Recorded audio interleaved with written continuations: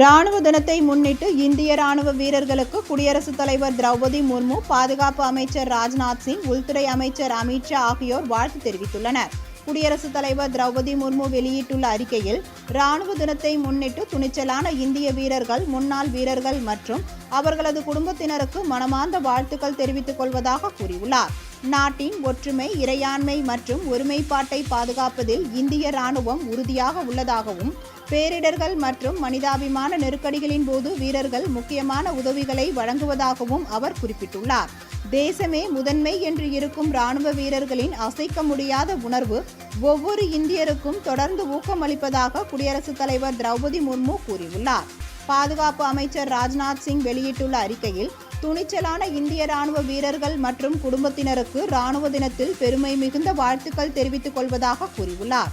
இந்தியாவின் இறையாண்மை மற்றும் ஒருமைப்பாட்டை பாதுகாப்பதில் அவர்களின் அயராத துணிச்சல், உயர்ந்த தியாகம் மற்றும் அசைக்க முடியாத அர்ப்பணிப்புக்கு தேசம் வணக்கம் செலுத்துவதாக அவர் குறிப்பிட்டுள்ளார்.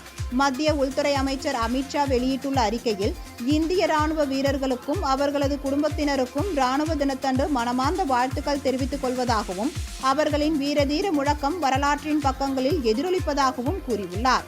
ஒவ்வொரு தலைமுறை இந்தியர்களுக்கிடையேயும் தேசபக்தியின் உணர்வு பிரதிபலிப்பதாக அவர் கூறியுள்ளார்.